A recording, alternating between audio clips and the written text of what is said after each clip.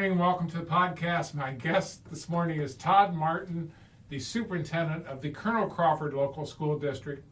Thanks for being a guest today on the program. Thanks for having me as always. All right, we've got a lot coming up in January. I know there's some things such as your board organizational meeting and board appreciation come up, but maybe we'll start off with those this morning. What do you think?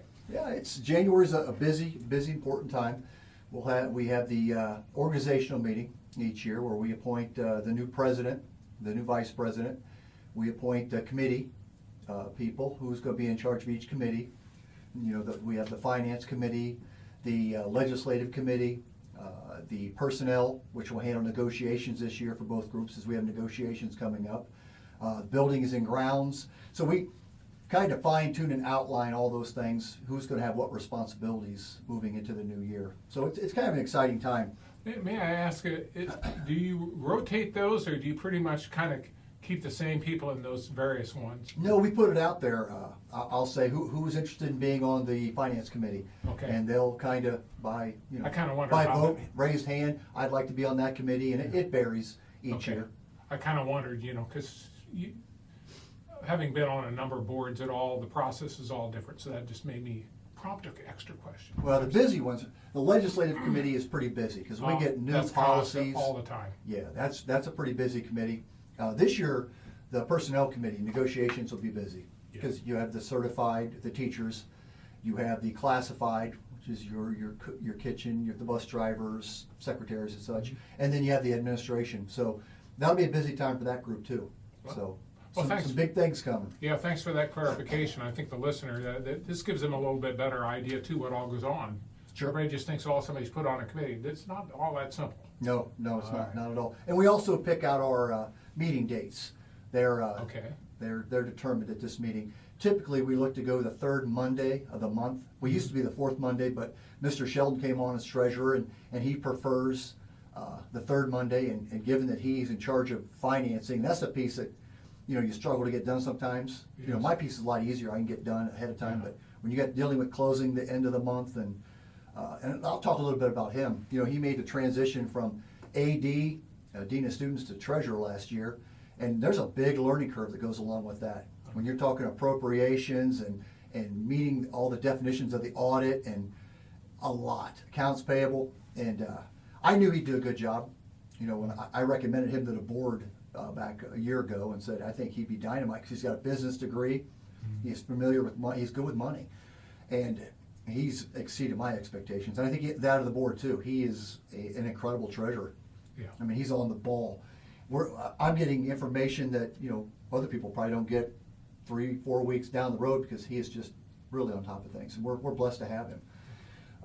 And he would be people ask, what's your guys' status compared to one another, and I don't know if people realize this, the superintendent is not in charge of the treasurer.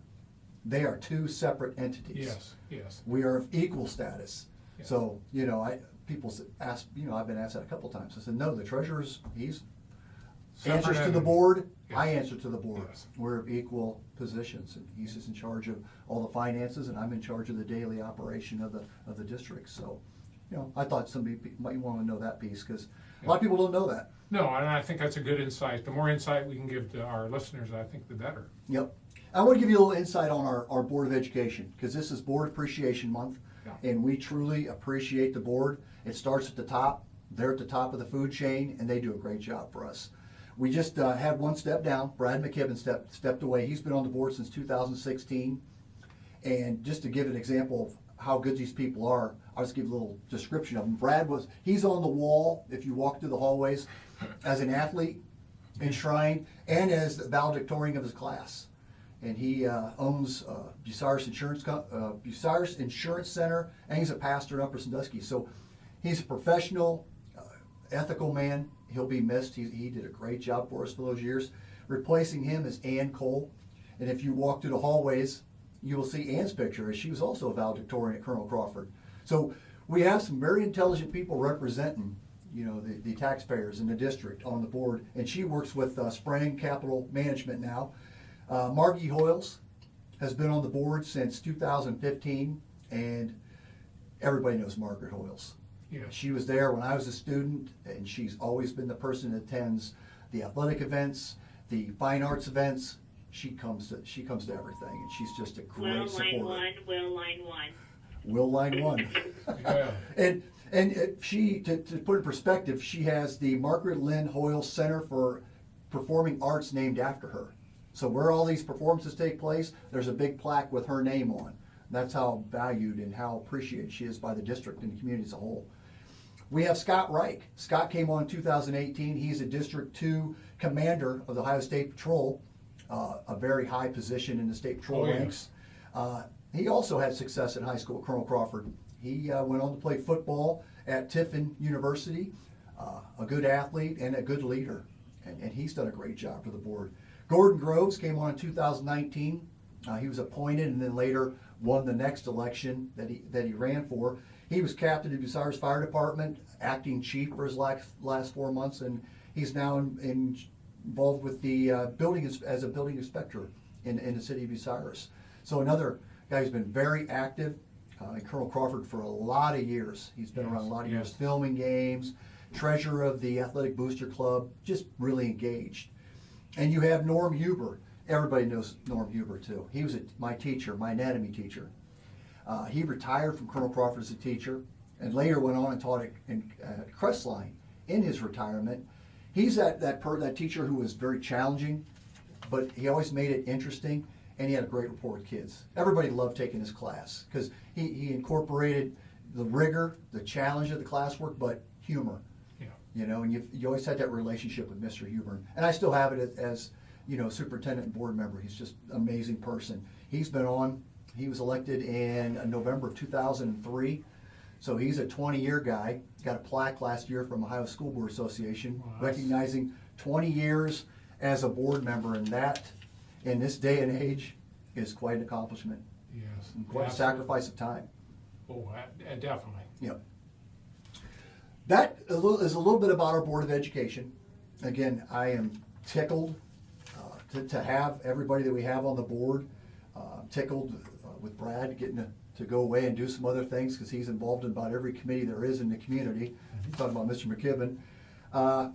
Progress on the building and multi-purpose. Yeah, the multi-purpose, and then we also want to talk about calamities too. Cause, Yep.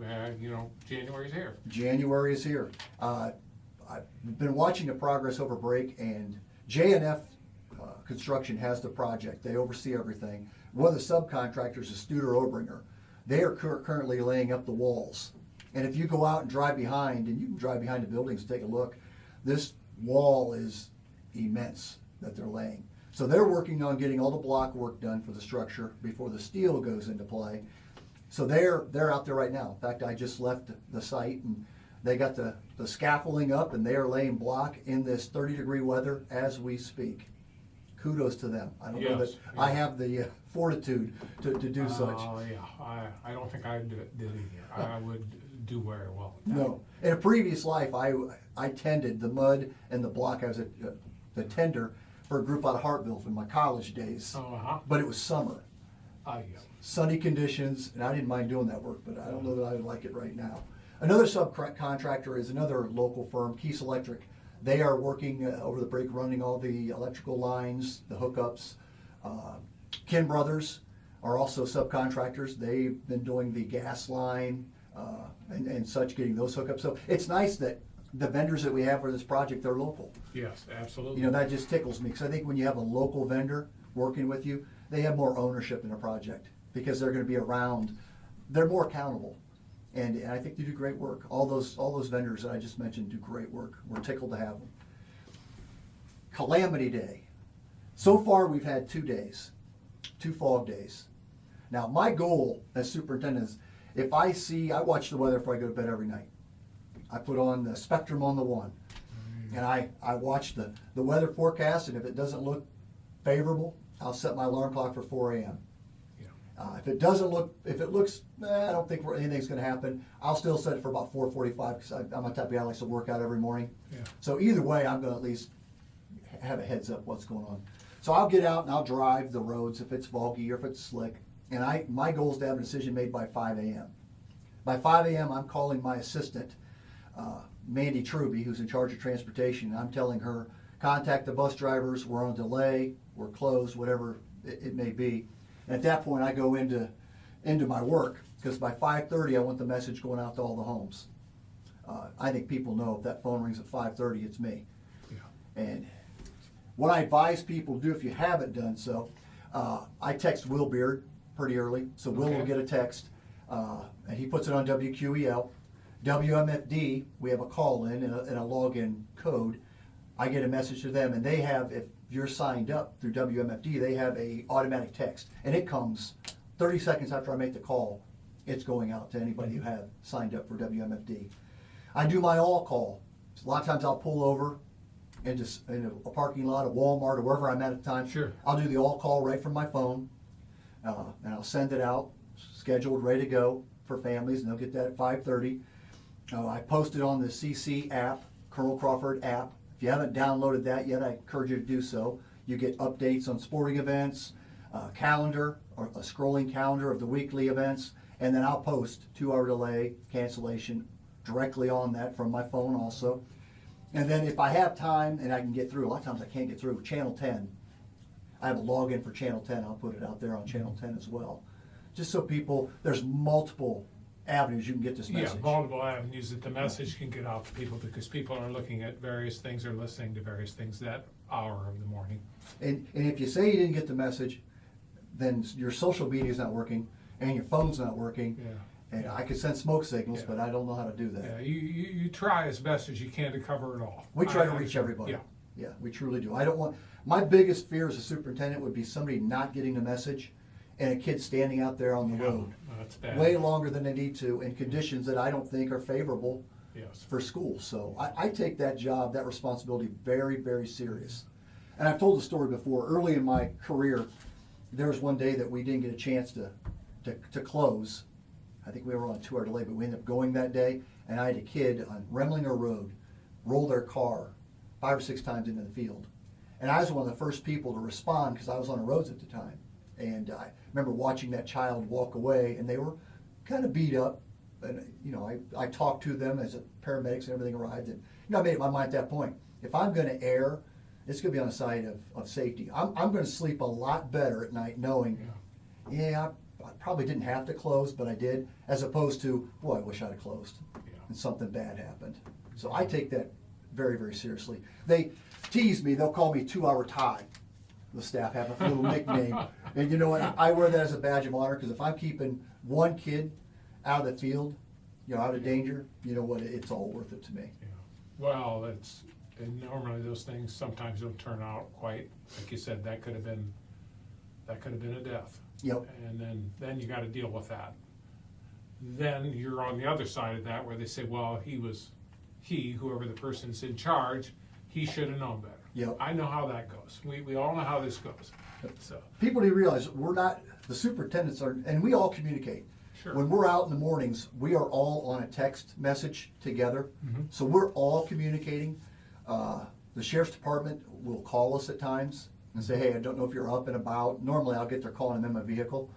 But they'll call as a precaution too, that, hey, you guys might want to get out there and check things out. Looks a little dicey. They'll never tell us what to do, but they'll give us a heads up that we might want to be checking. And that helps. And our communication together, I think, helps us all work together to keep kids safe.